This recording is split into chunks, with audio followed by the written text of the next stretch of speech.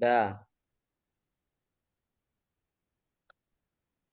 Baik, Assalamualaikum warahmatullahi wabarakatuh. Selamat malam, teman-teman selamat semuanya. malam. Waalaikumsalam warahmatullahi wabarakatuh. Terima kasih semuanya sudah meluangkan waktu untuk diskusi kita hari ini, di mana diskusi kita pada mata kuliah pembelajaran berbasis SWOT gitu ya, Kak ya. Iya, Jadi di diskusi kali ini kita akan membahas terkait materi kita di bagian satu tentang thinking about thinking ya Kak, ya teman-teman ya. types of thinking. Ya, Oh iya. Oke, untuk diskusi kali ini akan dipandu oleh rekan kita Ibu Gesi. Silakan Ibu Gesi. oh, mau perbola rupanya cuman.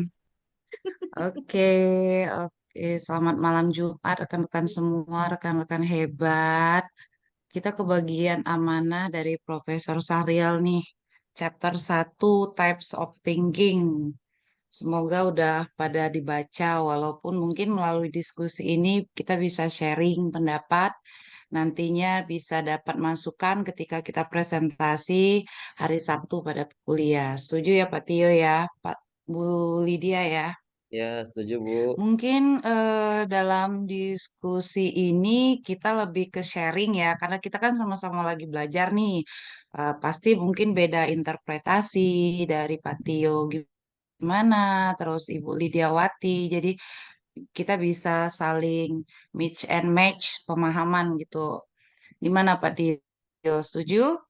Setuju. Tujuh. Setuju.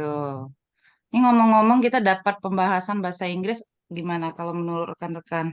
Agak ribet nggak prosesnya? Harus ditranslate dulu ya. Ya, kalau saya sendiri Bu, Belum lagi eh, eh, translate-nya. benar Bu Gesi. Karena Mm-mm. saya sendiri kan ya maklum ya Bu Gesi. Kalau Bu Gesi mungkin dari jurusan bahasa Inggris kan mungkin lebih mudah.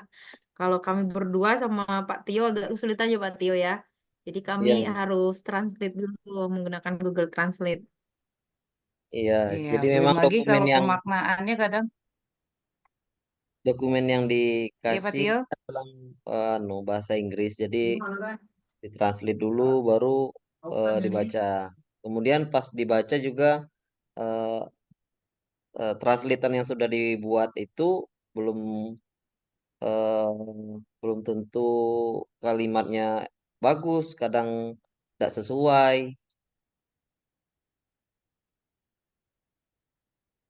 Nah itulah ya.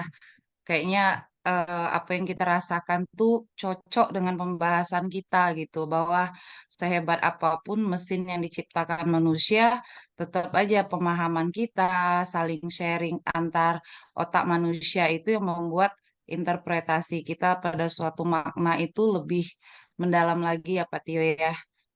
Iya, Oke, kalau gitu mungkin diskusi kita ini biar lebih seru kita bagi-bagi aja kali ya.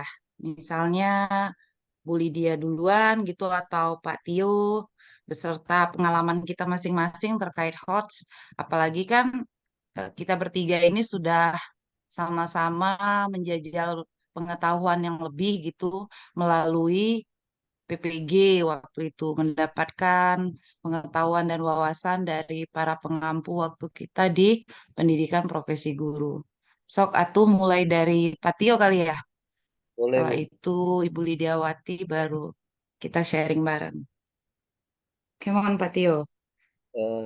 Baik, jadi saya pertama-tama mau menjelaskan pendapat saya apa itu HOTS dan alat eh, jenis keterampilan berpikir HOTS ini serta alat yang ada di kepala kita. Nah, kalau definisinya kan seperti itu yang dari buku.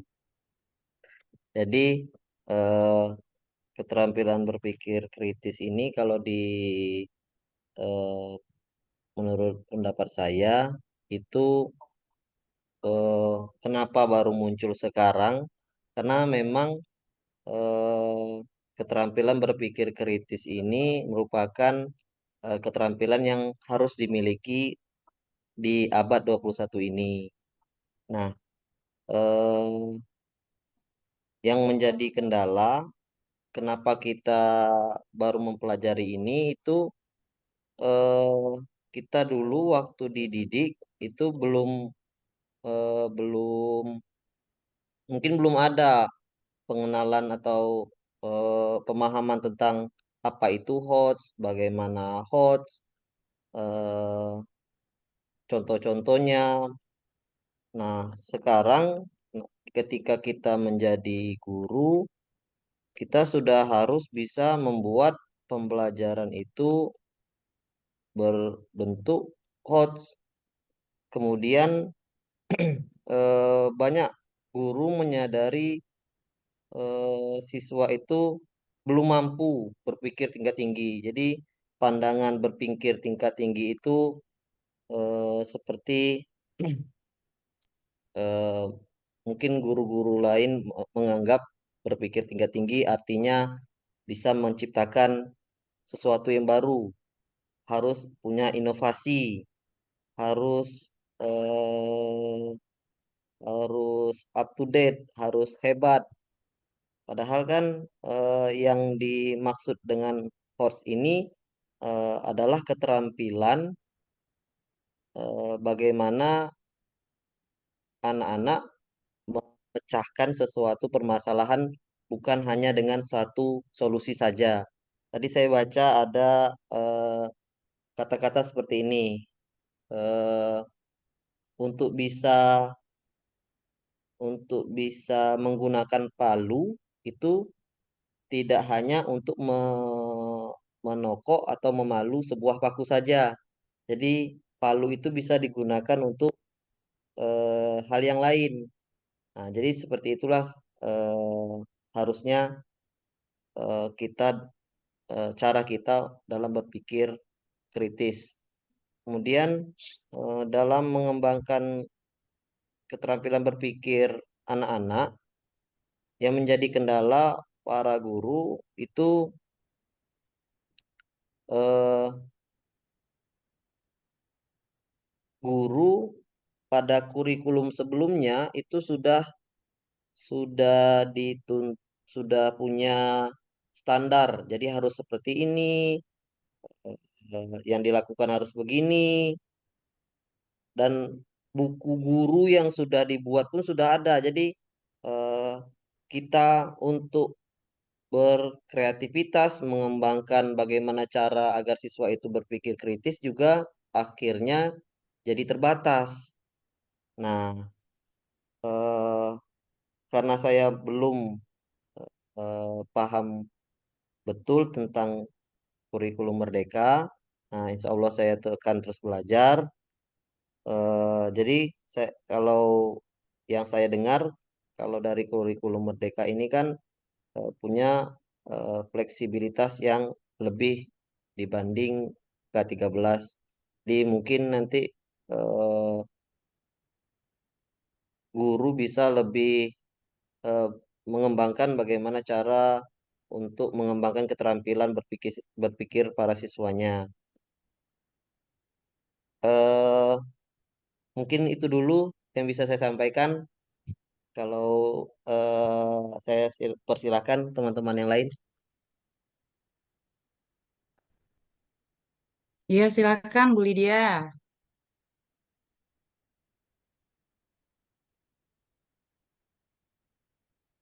Mic-nya, Bu.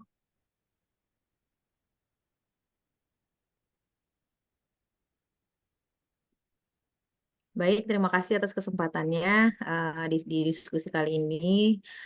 Sama halnya seperti yang disampaikan Pak Tio, dari rangkuman dari materi yang sudah diberikan di ILMS ya. Nah, mencoba menerjemah dari di bab 1 bagian di kelompok kita itu terlihat ada ketiga kategori ya.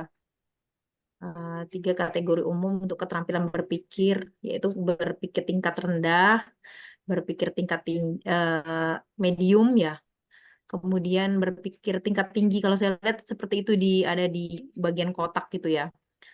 Iya. Namun kita juga terutama guru tentunya memiliki peran penting dalam mengembangkan kemampuan berpikir tingkat tinggi. Kalau menurut saya seperti ini ya, Bu Gesi atau Pak Tio, atau sependapat apa tidak ya, bagaimana kurikulum itu berubah, itu tergantung misalnya gimana gurunya lagi gitu. Mau kurikulum diganti berapa kali juga kalau gurunya yang nggak mau berubah, gurunya masih ngikutin seperti pembelajaran zaman dulu ya sama saja tidak gitu kan.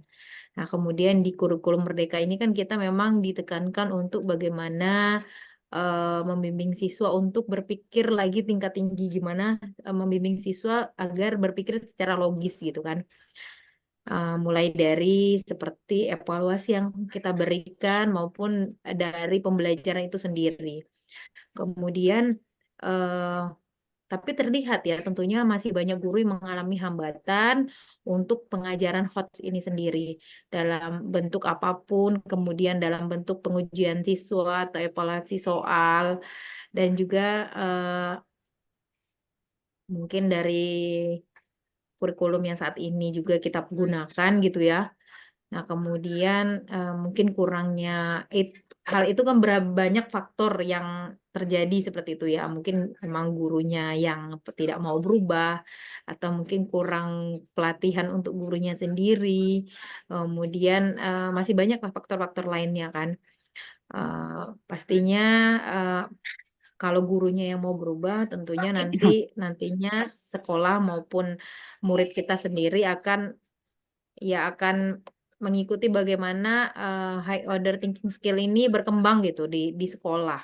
Bagaimana keterampilan berpikir tingkat tinggi ini bisa kita terapkan seperti itu.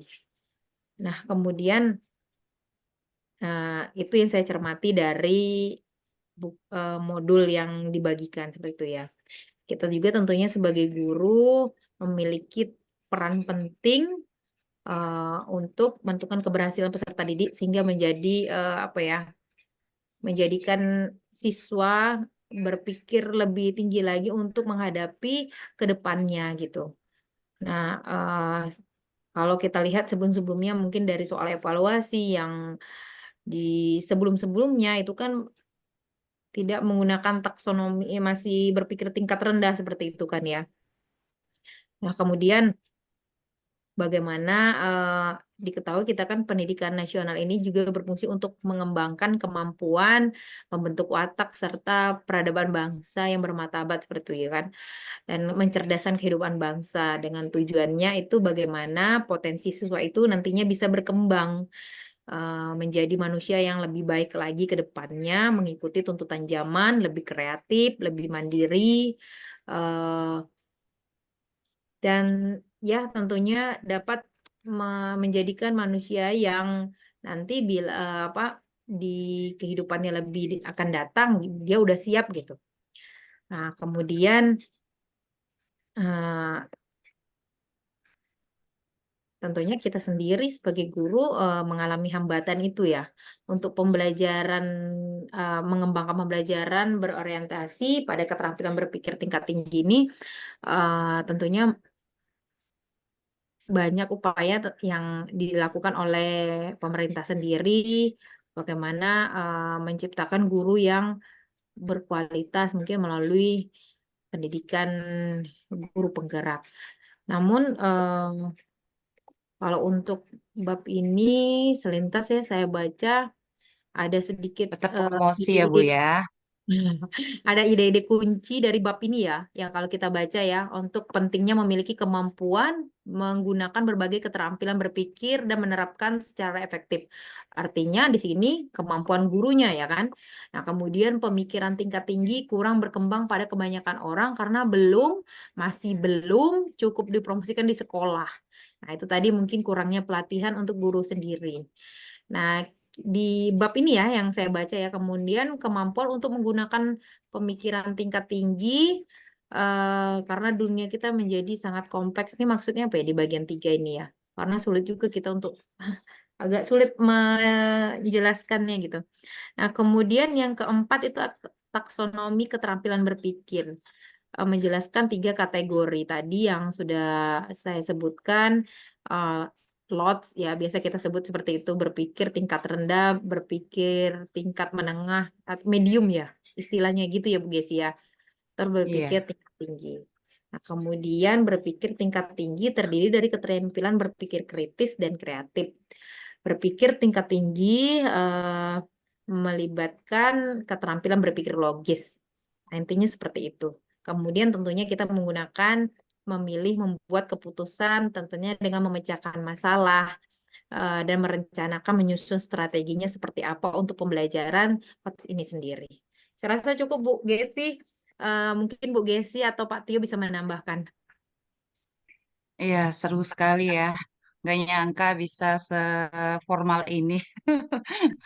Ya, alhamdulillah kalau kalau saya pribadi menanggapi rekan Tio sama Bu Lydia tadi keren sekali bahwasanya kita di sini sama-sama belajar ya Pak Bu. Iya, Jadi kita sudah menempuh jalur pendidikan profesi guru, kemudian juga pendidikan guru penggerak, semua itu memang kewajiban kita untuk mengupgrade-nya gitu. Kemudian waktu saya mendapat amanah, oh ini suruh kita baca di chapter 1. Kalau nah, saya lebih kayak jadi perenungan sih, interpretasi saya pribadi gitu, Pak Bu. Lebih kayak, oh iya, melihat tantangan zaman yang begitu peliknya, kemudian tantangan kita sebagai guru abad 21 dengan keluaran produk output dari siswa itu yang harus menguasai minimal 4C itu ya. Jadi simple saya berpikir bahwa kita kebagian chapter 1 nih. Jadi gimana bisa kita memaknai ini kayak buka gerbang pemikiran kan. Apa sih types of thinking ini gitu. Berpikir tingkat tinggi seperti yang kata Pak Tio bilang tadi. Eh, apa fasilitas yang kita punya sekarang di pendidikan itu kadang siap jadi tantangan kita sendiri kadang jadi males gitu. Kalau nggak upgrade ilmu, kolaborasi, ujungnya mandek kan, stuck di dalam kelas itu dalam pengaplikasiannya. Tapi di bagian-bagian chapter 1 itu banyak analogi yang bisa saya maknai bahwasanya katanya seperti palu gitu. Bahwa memang setiap setiap apa ya, setiap lini kehidupan ini memiliki cara tersendiri, cara ilmu tersendiri untuk mengatasinya kayak gitu. Sedangkan kalau kita tidak mengasah itu, kita akan sulit nantinya dalam misalnya memiliki keterampilan dalam pengambilan keputusan yang sulit. Kemudian kita tidak bisa menjadi fleksibel dalam berbagai macam tugas yang kita ampu dalam kehidupan akibat kita tidak terbiasa memaksimalkan kinerja otak kayak gitu. Nah, kaitannya dengan guru, saya rasa bahwa tantangan kita sangat berat. Kenapa dibilang guru menjadi tombak ya, ujung tombak pendidikan bangsa gitu. Karena apapun dimulai dari guru. Kita bercita-cita generasi memiliki kreativitas, inovasi, segala macamnya berpikir tingkat tinggi, bagaimana mungkin terwujud visi itu, sedangkan pendidik sendiri tidak bisa memahami konsep dengan benar gitu. Kalau sudah tidak bisa memahami konsep dengan benar, bagaimana mungkin memiliki strategi yang bisa memfasilitasi pembelajaran yang bisa memantik keterampilan berpikir tingkat tinggi pada peserta didik gitu. Poin-poin yang saya ambil di chapter 1 ini mungkin ya, yang pertama itu bahwasanya kita itu ditantang sebagai pendidik untuk bisa memaksimalkan kinerja otak. Misalnya dengan kesadaran latar belakang bahwa setiap tugas di dunia ini memiliki cara masing-masing gitu. Jadi kita nggak bisa menyelesaikan satu masalah, 5 masalah dengan treatment yang sama gitu. Nggak mungkin. Makanya Abraham Lincoln itu dibilang analogi palu itu kan ya. nggak bisa kaku gitu. Jadi setiap setiap kerjaan, setiap apapun tugas itu memiliki ilmu tersendiri gitu. Yang kedua mungkin yang saya maknai bahwa kaitannya dengan memaksimalkan kinerja otak tadi ya. Jadi guru juga memang harus menantang dirinya terus belajar. Bagaimana bisa HOTS itu masuk dalam pembelajaran, disajikan, dikemas dengan paketan dan karakteristik peserta didik. Karena HOTS ini kan yang seperti Bu Lydia bilang ada tingkatannya ya Bu ya. Kita nggak serta-merta harus langsung gitu mengajarkan anak supaya ini tingkatannya tinggi supaya kamu kreatif segala macam. Tentu saja fleksibel kinerja otak tadi kita sesuaikan dengan karakteristik mereka, misal kelas awal, kelas tinggi. Misal contoh kita menyajikan debat. Kita tahu bahwa debat bisa digunakan salah satu untuk memantik peserta didik mengembangkan keterampilan hotsnya gitu. Tapi apakah mungkin debat kita sajikan untuk anak kelas 2 SD gitu kan? Nggak mungkin. Paling mungkin di kelas awal kita bisa sesimpel kayak yang dicontoh di chapter 1, bahkan anak usia 5 tahun ya, kita ngepretelin pertanyaan itu hanya pada satu benda atau objek yang membuat mereka terus berpikir kritis gitu. Saya juga pernah baca yang berkaitan dengan chapter 1 ini bahwa katanya salah satu keterampilan penting yang harus guru kuasai untuk meningkatkan HOTS ini pada siswa yaitu keterampilan bertanya kayak gitu. Jadi kitanya menurut saya di chapter 1 ini gimana kitanya gitu loh dari gurunya sendiri tujuannya kita benar-benar mematangkan konsep lebih mendetail, lebih mendalam agar nanti kita itu punya strategi-strategi yang bisa digunakan untuk memfasilitasi siswa dalam pembelajaran yang berkaitan dengan HOTS kayak gitu. Kemudian apalagi ya poinnya ya? Hmm, banyak sih. Mungkin kita lebih seru kalau sharing ya. Kalau saya, Bu Lydia, mungkin lebih sering memegang kelas atas, kelas 5, kelas 4. Juga kaitannya kayak Pak Tio bilang tadi, kurikulum Merdeka kayaknya seru ya. Benar, seru, seru walaupun di tengah kontroversi banyak pakar pendidikan ya. Tapi tetap aja punya positif selama menjalankan kurikulum Merdeka itu merasa lebih punya otoritas yang fleksibel, tidak mentok hanya berpatokan pada buku guru gitu kan. Kemudian strategi-strategi yang bisa kita ajarkan kepada mereka juga lebih lebih apa ya, lebih open minded, lebih terbuka, lebih bebas kreasi. Anak-anak pun enggak enggak lagi harus kita apa ya paksa untuk menghabiskan kurikulum tidak. Setiap guru punya otoritas sendiri gimana dia mau mengembangkan keterampilan berpikir anak itu semaksimal mungkin kayak gitu. Mungkin pengaruhnya juga kalau kita kaitkan dengan HOTS ini sama kurikulum kita selama ini Pak Bu itu karena kita kayak dipaksa gitu ya dengan tercapainya kurikulum gitu. Jadi pelaksana tugas di dalam kelas pun pendidik pun kayak kejar-kejar tayang sehingga ada materi-materi yang memang seharusnya penting untuk masa depan mereka yang berhubungan dengan talenta, misalnya skills, itu tidak diasah dengan baik gitu. Beda dengan kurikulum Merdeka yang saya rasakan, ada poin-poin misal kayak jual beli, misal kayak jual beli ya di kelas 45 itu ada. Kita bisa benar-benar memvariasikan kegiatan sehingga gara-gara satu kompetensi itu anak jadi punya banyak skill yang terus bisa kita asah. Gitu sih sejauh ini gitu dulu. Mungkin setelah ini kita seru-seruan sharing kali ya. apa yang mungkin tantangan ya, tantangan sama hambatan yang kita lalui gitu kan ya, Pak Tio, Bu Lydia di dalam kelas yang berhubungan dengan HOTS ini apa gitu.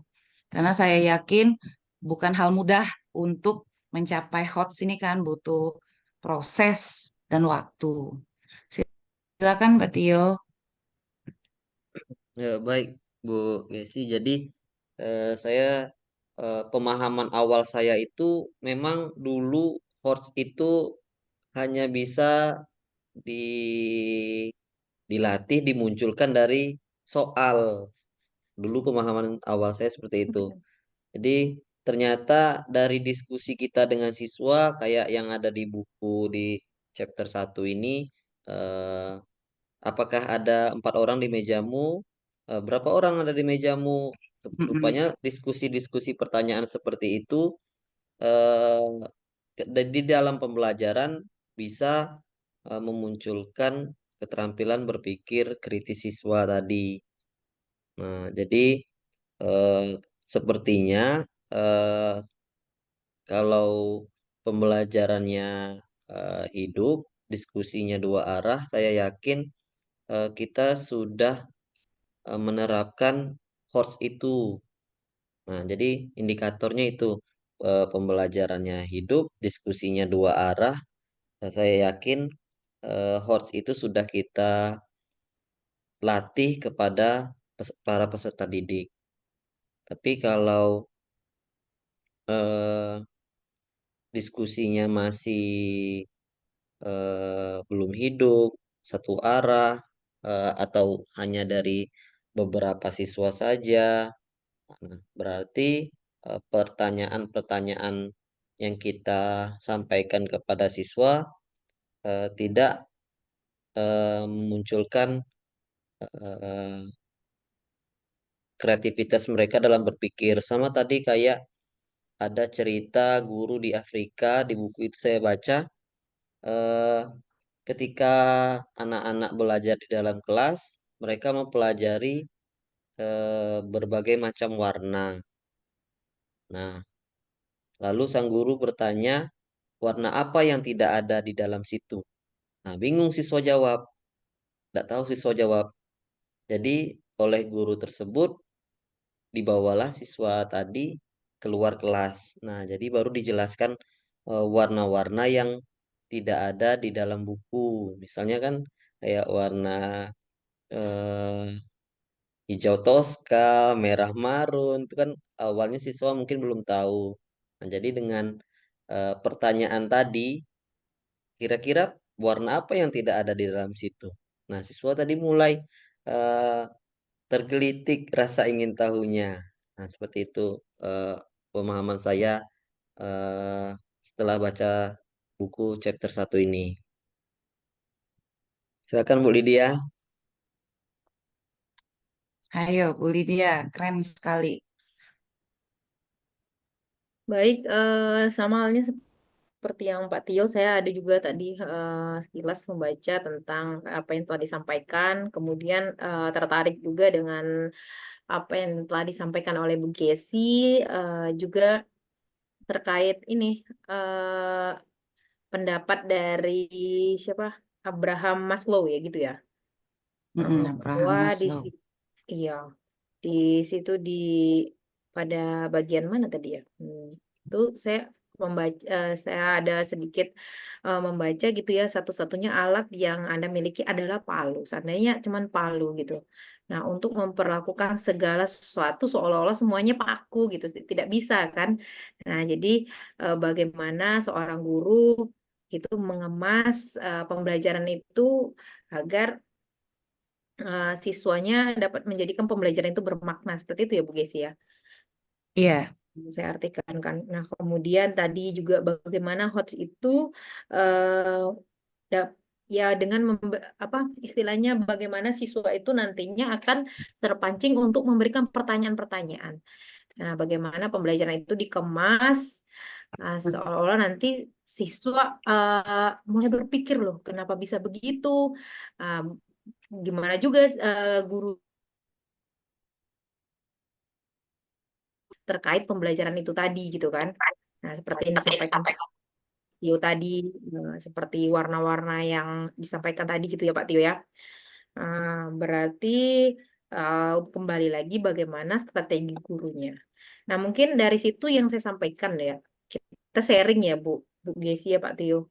Nah, kalau Pak Tio sama Bu Gesi sendiri, kira-kira kalau untuk kita sebagai guru, eh, hambatannya untuk seperti itu gimana ya, ya Bu ya? Untuk Izin hambatan, Bu kalau Lydia, Ibu Gesi, hambatannya apa Bu? izin dulu Bu Lydia. Mungkin Hmm, topik hambatan, ya, pengalaman dan sebagainya itu kita bahas di eh, Zoom kedua karena Zoom pertama ini tinggal 1 menit, Zoom kedua ya. ya 1 menit lagi. Oh Apakah gitu ya. kita Oke, cukupkan sampai di sini untuk link Zoom? Kita berapa menit nih Pak? Udah berapa menit nih enam Pak? puluh Hah? enam Udah Kayak 60 60? yang sekarang kayaknya baru 20 atau 15 menit. Oh gitu ya. Lanjut, lanjut, lanjut. Eh, eh, Baik, Bu Gisi aja nanti menambahkan ya terkait yang dia disampaikan Pak Tio gitu. Sebenarnya banyak sekali hal yang pengen kita sharing gitu ya. Pengen Mm-mm, keren. bagaimana nanti pembelajaran kita. Kita ini kan berada di sekolah yang beda-beda gitu kan. Nah, jadi Betul, betul. saling berbagi trik gitu. Bagaimana pembelajaran yang berbasis hot itu sendiri nanti bisa kita terapkan di sekolah masing-masing. Iya, benar. Benar, Bu Lydia. Seperti halnya kita sekarang berstatus murid ya. Pak dengan Tio ya. Ayo, Bu Lydia. Apalagi Bu Lydia sekarang kan lagi menjalani PGP. Seru kan, Bu? Ya, terasa sekali, Bu. Awalnya sih kayak apa ya, insecure gitu lah. Ada, misalnya kita kan digabung sama guru-guru SMA, guru SMP yang mungkin mereka memang yang dihadapi itu tiap hari memang anak-anak yang eh, udah dewasa gitu kan. Mungkin komunikasi mereka juga kan beda gitu. Kayak gimana cara kita komunikasi kita sama anak-anak yang usianya masih anak-anak lah bisa dikatakan kayak gitu kan. Kalau mereka kan udah public speakingnya udah bagus gitu, pastilah ada rasa kayak mana. Tapi setelah dijalani, eh, emang emang positif gitu, memang lingkungan yang positif gitu. Ya asik-asik aja udah dijalani, udah enak gitu. Udah ada kelompok gitu kan, seperti lokakarya gitu, bahas-bahas apa tuh pembelajaran yang udah dilewatin gitu. Seru sih. Seru kan? Ya memang suatu hal yang bersyukur gitu kan. Kalau kalau sekarang-sekarang kan angkatannya lebih yang oh ya nanti itu larinya ke Kepsek. Kalau kakak dulu bahkan yang maksudnya angkatan pertama malah di luar Nurul, di luar nalar. Maksudnya Kepsek tuh jauh dari bayangan. Pokoknya gimana aku nih dulunya honor gitu kan, jarang dapat pengembangan ilmu. Sekarang bersyukur pemerintah beri wadah untuk kita belajar tanpa membedakan status. Nah, jadi pengalaman dulu bahkan 9 bulan gitu. Nah, kalau kita kait-kaitkan dengan chapter 1 tentang HOTS ini, menurut kakak ya memang kita ketika masuk penggerak kita tuh udah nggak lihat sana sini lagi. Oh ini guru ini tipikalnya gini, kualitasnya gini. Kita lebih kayak fokus memperbaiki diri kita, belajar sebanyak-banyaknya untuk mengupgrade, ibaratnya tuh mengupgrade isi otak, isi jiwa untuk bisa memperlakukan peserta didik lebih baik lagi. Ngerasa kan? Kalau Iya benar. dulu tuh kita mungkin masih ada rasa ego di dalam kelas, dalam mentransfer ilmu ke peserta didik segala macam gitu. Dalam kaitannya dengan HOTS pun kita kayak lebih yang kayak Pak Tio bilang tadi, ya udahlah dari buku gitu. Tapi setelah kita upgrade melalui PPG, guru penggerak, banyak wawasan-wawasan bahkan refleksi-refleksi yang para pengampu berikan itu kayak menyadarkan naluri kita sebagai guru itu gitu loh. Bahwa ya memang kita tuh tidak mungkin salah ditempatkan Allah gitu sebagai guru kita udah sesuai, tinggal meluruskan niat kita sebagai rasa syukur dengan cara terus belajar gitu sih, terus belajar. Jadi di chapter pembuka ini tantangan kita lebih mungkin motivator kali ya, sama-sama belajar. Apalagi peran kita sebagai murid nih sekarang dari Profesor Sahrial. Beliau kayaknya simple. Ayo kamu buat video, kamu baca ini kayak gitu. Tapi emang ini sudah sesuai dengan pembelajaran andragogi gitu kan, pembelajaran orang dewasa.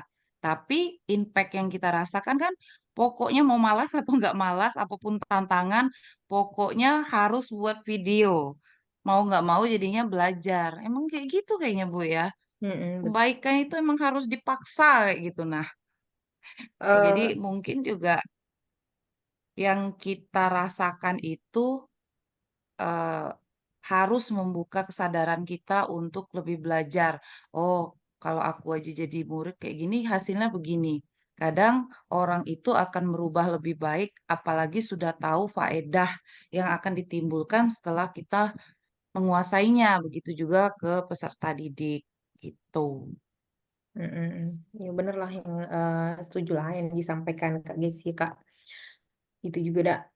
Tapi ini seru Bu Jadi Lydia. Nah, Pak Kak Tio pun Eci, sudah mau bergabung nih ke Kak penggerak Eci. dia. Jadi mantap Ya, mantap. di penggerak tuh kira-kira eh, implementasi HOTS tuh terasanya enggak di kakak? terasa. Terasa. Bahkan bahkan kalau kakak bilang di situ tuh ada di modul 2 itu KSE judulnya.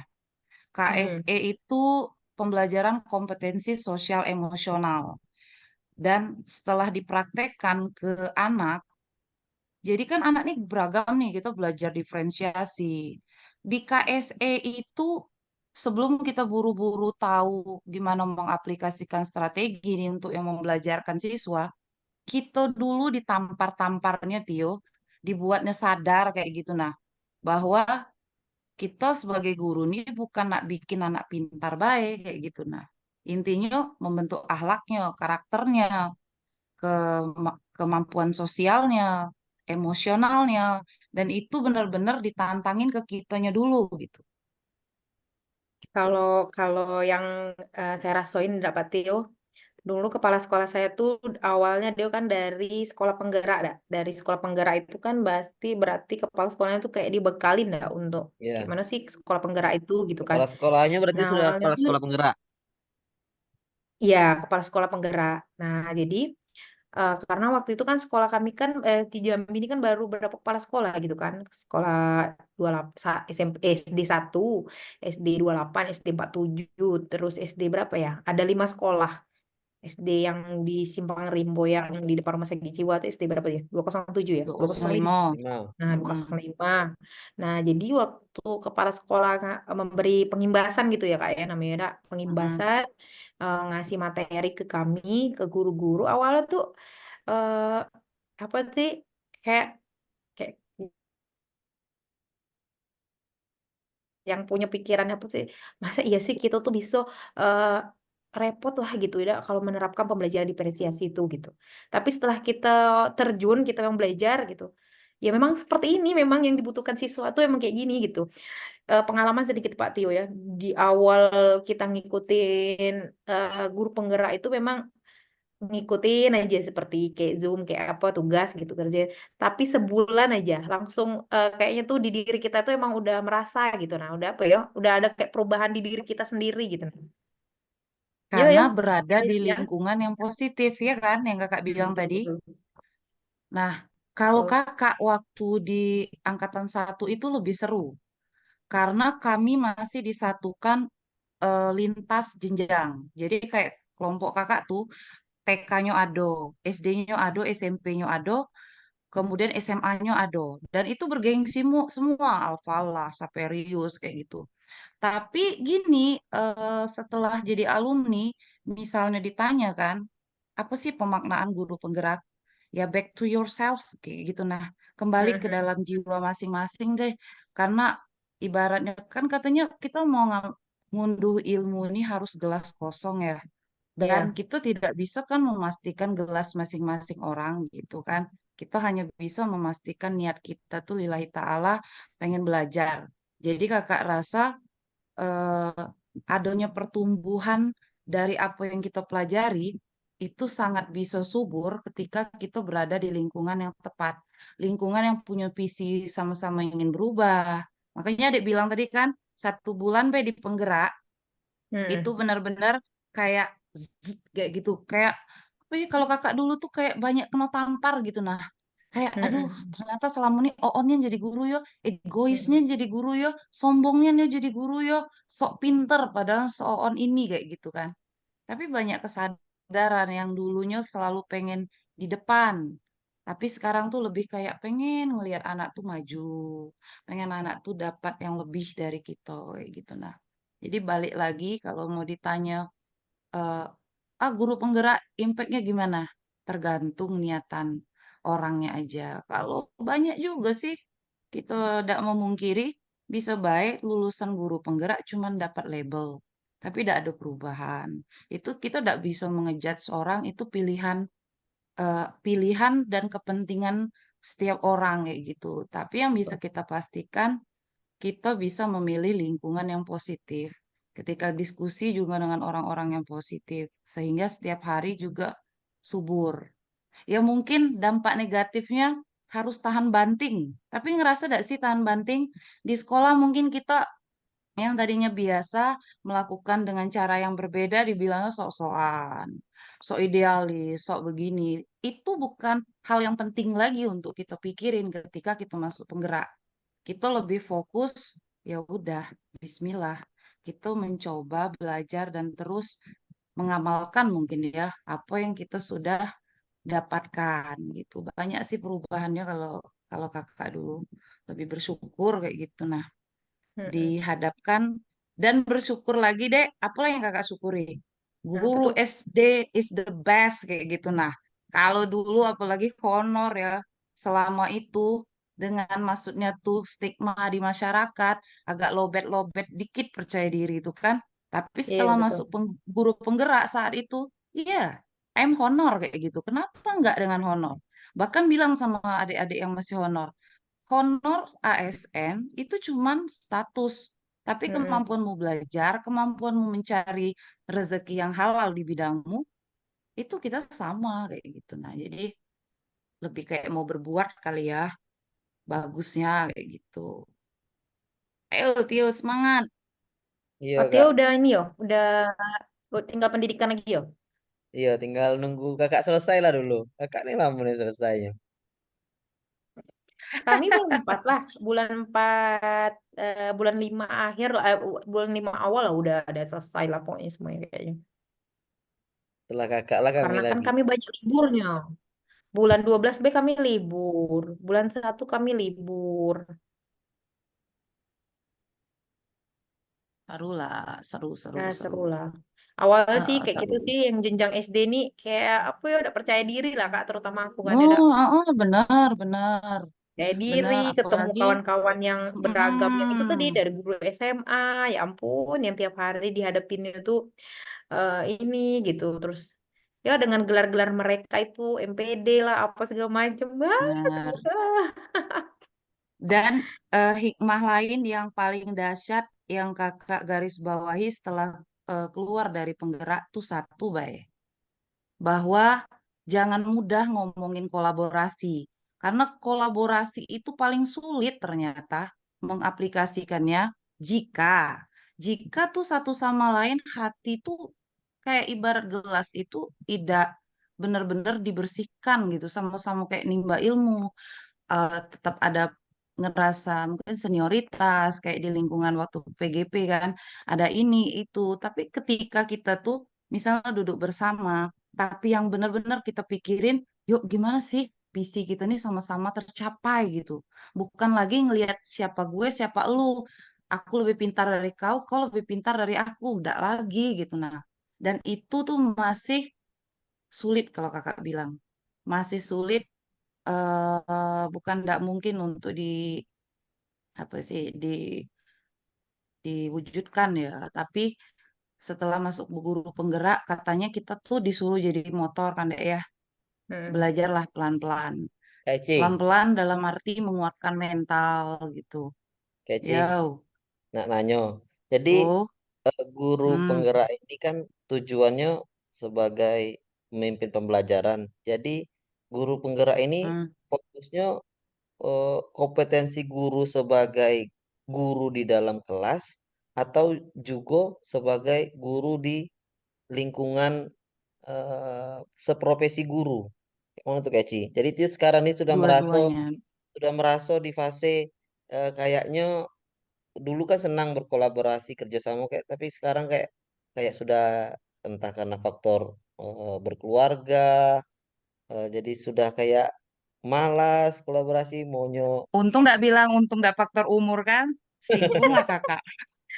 Umur yang mana nih? Iya sih.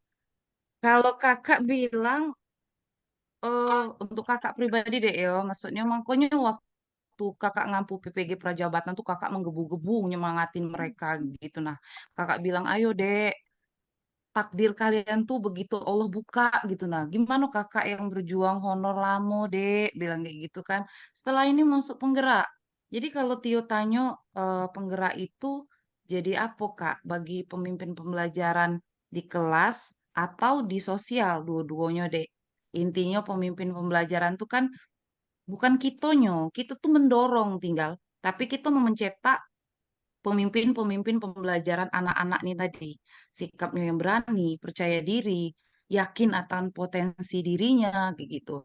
Tentu kita bisa mempelajari itu kalau kita pun sudah punya itu di dalam hati. Tantangannya apa? Yaitu ego, kakak bilang kan. Kayak yang dijelaskan tadi, kolaborasi itu bukan hal lagi yang mudah. Apalagi mau ngomong nih, Lydia udah ngerasain enggak? Di PGP itu sering nian waktu itu bertengkar, bahkan yang senior sama senior. Jadi kami kakak di situ belajar, kakak bilang, waduh inilah yo, kalau berkumpul orang hebat sama orang hebat, bilang gitu kan. Bahwa kita lupa bahwa semua tuh cuman kita dititipi baik. Ngapa kita dititipi kan ada tujuannya supaya kita bisa menyebarkan itu. Ketika yang kita sebarkan tidak tepat misalnya. Kakak pernah dengar filosofi kayak gini. Air putih tuh ya katanya, aqua tuh harganya sesuai tempat katanya.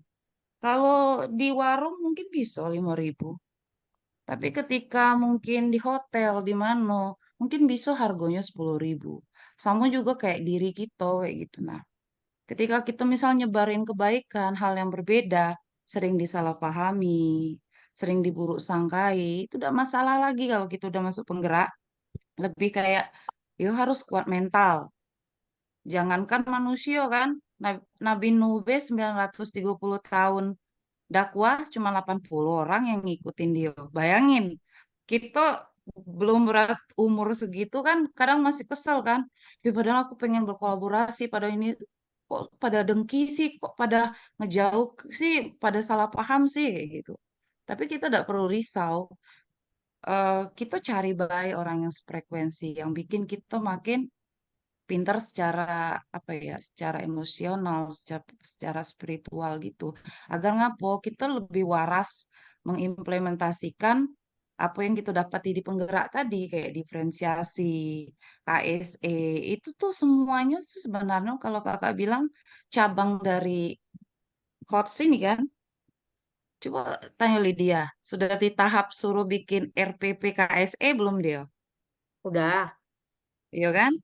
Agak Mm-mm. mumet-mumet awalnya kan, tapi kita memang disuruh belum lagi digedor setiap subuh dengan fasil. Oh, deadline, deadline gitu kan. Iya. Tapi akhirnya kan kita terbiasa.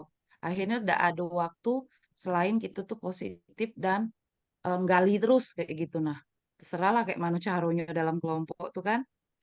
Itu sih Tapi Tio mungkin bagus.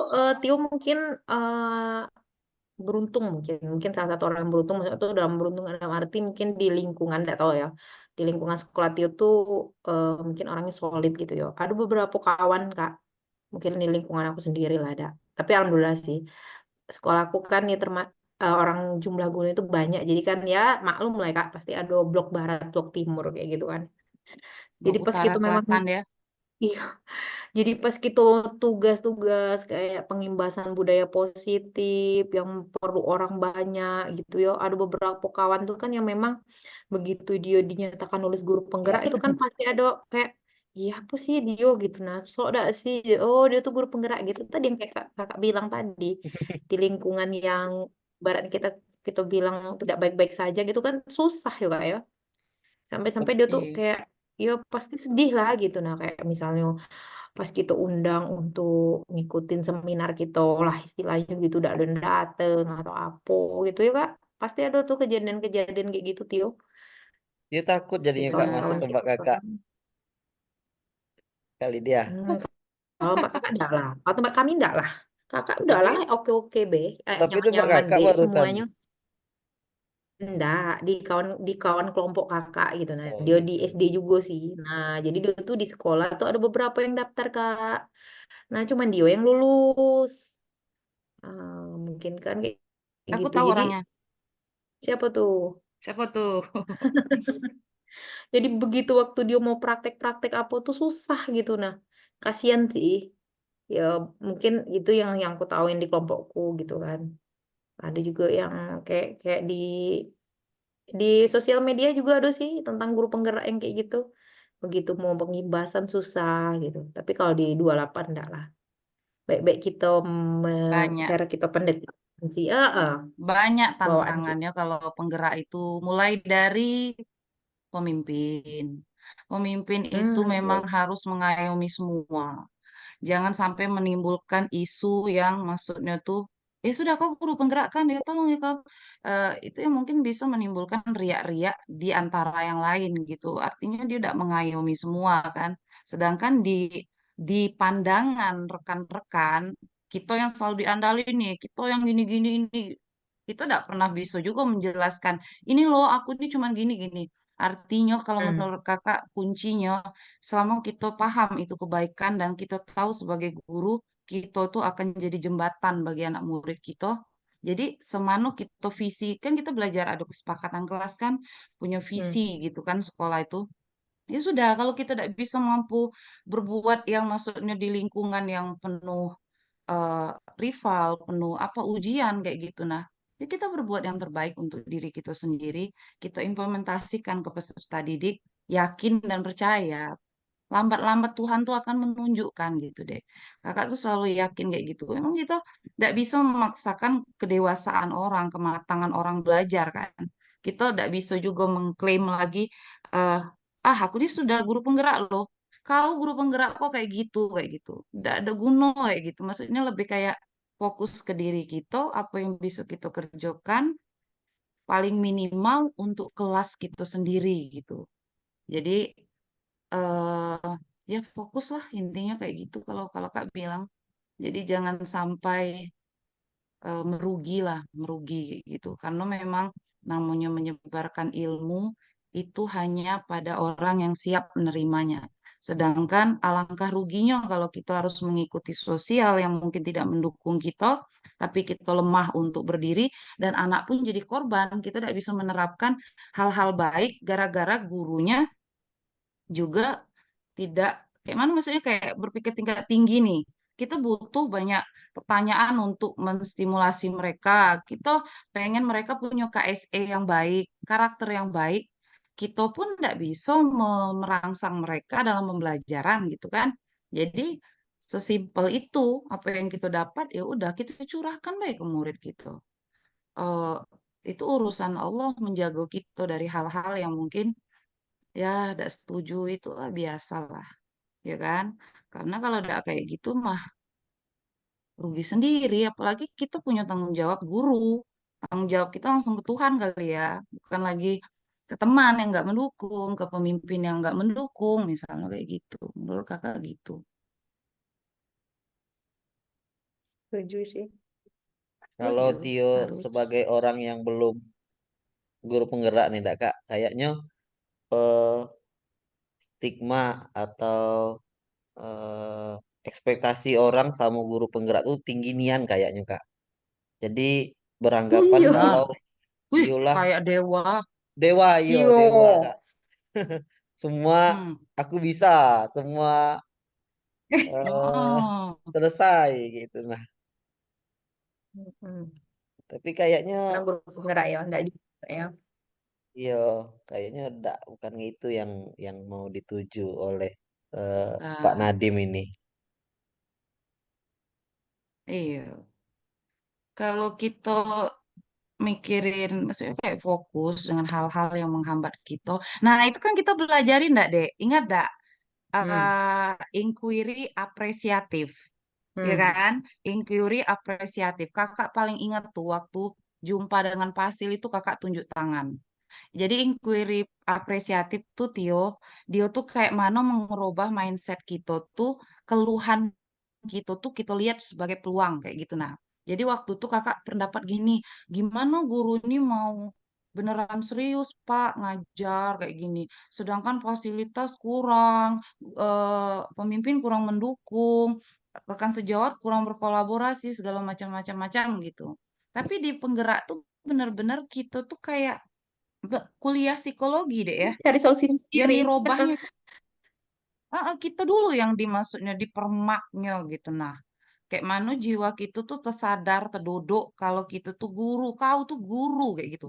Jadi kayak mana cikal bakal yang kita pengen dari siswa tuh dari kau dulu kayak gitu, pengen diomongin kayak gitu. Jadi kata Fasil tuh di inquiry apresiatif itu kita tidak lagi mempermasalahkan hal-hal yang tadinya menghambat sehingga kita tidak mau maju. Kalau misal fasilitas kita kurang, kayak mana sedaya upaya kreatif kita tadi, kan kreativitas ngelingnya ke HOTS tadi gitu. Nah, terus diajarin lah kita bikin apa ya, bagja, ya kan Dek? Kayak mana mewujudkan cita-cita. Itu tuh ada semua Tio di penggerak. Tinggal kita mau enggak sih saling berkolaborasi, saling sharing, kayak gitu kan, saling ingin mewujudkannya. Terus itu satu sebenarnya lulusan guru penggerak itu harus pakem tentang diferensiasi. Diferensiasi itu kuncinya kan memahami potensi masing-masing. Kalau sebenarnya setiap kita ini sudah pakem nih, yakin bahwa kita ini dititipi, mungkin kakak bisanya MTK, Tio bahasa, si Lydia IPA. Mungkin ketika kita duduk bersama, kita pun saling mengisi, bukan lagi Tio nih entah apa dia sosokan nian, Lydia nih begini begini. Jadi kayak kotor berpikiran tuh kan. Jadi kayak tidak saling membutuhkan, padahal yang namanya sinergi itu kan saling saling mencukupi. Di dalam kelas, kalau kita punya tipikal sikap yang begitu, yakin anak kita tidak akan bersatu.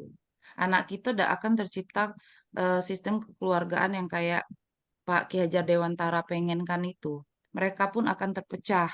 Mereka mungkin akan bilang, oh ini anak emasnya Bapak, ini anak emasnya Ibu.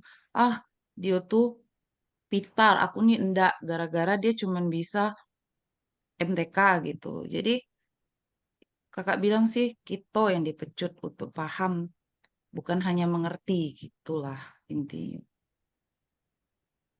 Kalau aku setuju sih Kak, kayaknya memang bukannya karena kita di penggerak, ya karena kita di penggerak, karena kita udah ngalamin ya, udah dapat Hmm. materi-materinya juga. Kayaknya memang bagusnya sih diwajibin lah untuk semua guru gitu ya, Kak. Kayaknya memang, Nah, iya, kita kan tapi tidak pernah mungkin, tahu, Dek, oh, oh. saat kita benar-benar sungguh-sungguh, mau lingkungan setoksik apapun, seracun apapun, ketika niat kita, sudahlah pokoknya Allah bela yang tahu. Nah, punya anak 25 di dalam murid, di dalam kelas tuh. Tapi kita niatkan benar-benar, kita sungguh-sungguhkan menerapkannya, jangan-jangan mereka jadi motor. Bayangkan baik kalau setiap guru seperti itu. Tapi kalau kita misalnya tetap terlena, aku jadi pusing, di sekolah ini aku nggak dapat dukungan, aku sendirian, aku begini. Dem, kita rungsing, pikiran kalut, di dalam pun tidak maksimal. Ujungnya zong kan, tidak Mm-mm. ada hasil yang kita dapatkan kayak gitu. Jadi itu lebih semangat ke diri kita sendiri sih. Seminimalis dampak yang bisa kita berikan, minimal kita bahagiain anak murid kita be dulu kayak gitu. Iya, satu lagi gini ya Kak yo. Kayak mana cara kita juga nyikapi siswa bukan sok-sok sok-sok paling baik sih ya. Jadi ada kasus lah.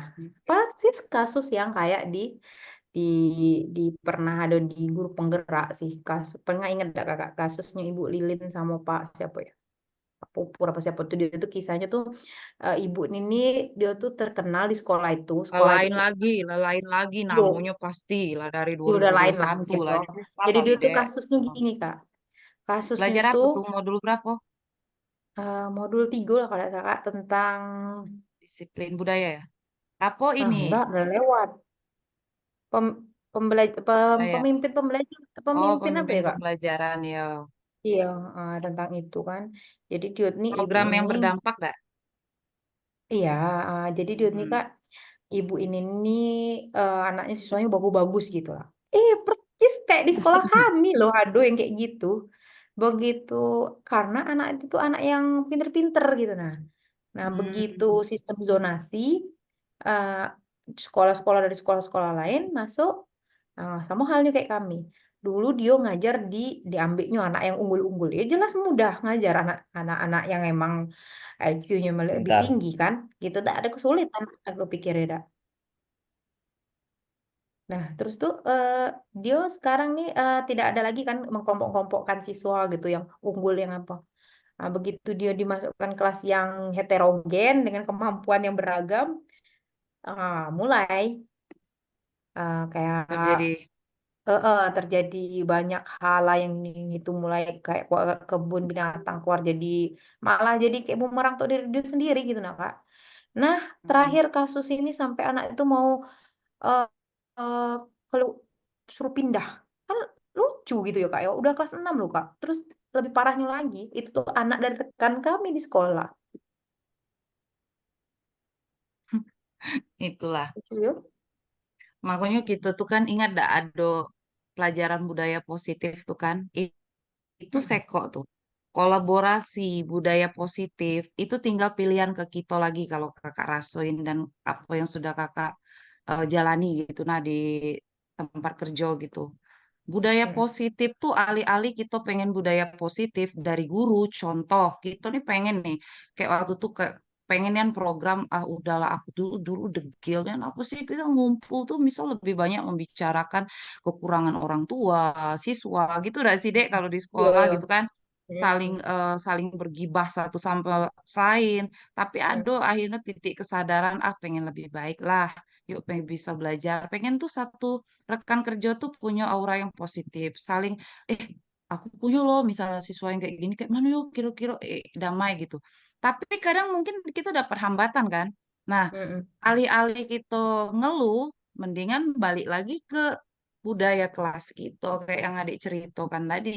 Kita be ngurusin siswa baik, ribetnya bukan main kan, Dek. Nah, tuh, Setiap hari iya punya setuju. cerita, punya konflik gitu. Nah, tapi ya itu sebenarnya kalau eh, kita baca dari chapter 1 tuh, itu nih yang peran kita. Artinya kemampuan tingkat tinggi tuh ujung-ujungnya kita harus tahu dulu faedahnya nih. Ternyata Mm-mm. kalau kita punya HOTS ini dalam diri kita jadi lebih fleksibel menyelesaikan masalah. Kita lebih jadi kreatif ketika menghadapi satu dua kerjaan yang berbeda. Kita jadi lebih apa ya? Lebih punya banyak cara inovasi yang bisa kita gunakan dalam satu waktu. Nah, itu tidak mungkin kan kita bisa melakukan itu kalau kita tidak punya kesadaran akan manfaat itu kan. Kita Mm-mm. akhirnya tidak punya ide gitu. Nah, tidak punya strategi atau tidak mau tahu dengan strategi, apalagi mengamalkannya sama siswa kayak gitu. Fokus sih Mm. kakak bilang intinya fokus memperbaiki diri setiap hari sama fokus belajar. Pokoknya kakak bersyukurlah ya kita dicukupkan rezeki bisa S2 nih ketemu pengampu-pengampu yang luar biasa yang membuat kita tuh belajar lagi. Kalau tidak kali mumet kali deh ya apalagi kayak kakak ngerasa udah tua ini bilang kayak gitu. Capek deh belajar terus, nggak berhenti-berhenti. 9 bulan PGP lanjut daljak pulo kayak gitu nah nyambung PP lagi. Adeh. Tapi ya itu Mm-mm. memang tantangan kita. Sudah dikasih seabrek ilmu pun Belum perasaan juga kadang-kadang iya kurang. kok makin banyak ilmu kok makin kayak blow on kayak gitu. Jangan-jangan harus lebih serius lagi, harus kayak mana tantangannya. Hmm. Itulah kalau kata orang kan, imbasnya dari guru penggerak selain jadi kepala sekolah apa sih gitu kan. Ya pemimpin pembelajaran. Tapi balik-balik lagi yuk kak, yo. Kadang lingkungan kita tadi kata kakak memang tidak mendukung. Giliran kita mau ngasih apa yang kita dapat, malah ini kan, mendingan kita fokus be sama diri kita sendiri. Nah, sehingga aura adik itu akan muncrat ke para peserta didik. Yakin, Dek. Ibaratnya gini, nah, di Perinya kita misal tidak didukung dalam suatu lingkungan. Kita aktifkan di dalam kelas, kita sinergikan dengan orang tua murid. Aduh, bukan hanya kita membelajarkan siswa loh. Orang tua murid pun bisa jadi lebih berdaya, lebih tahu wawasan tentang pendidikan. Jadi kalau kakak bilang, yuklah kolaborasi itu intinya saling menyemangati, lebih mensupport. Ketimbang kita memikirkan hal-hal yang melemahkan, kita punya tanggung jawab pokok yang ibaratnya itu dunia akhirat jadi tanggung jawab kita kan.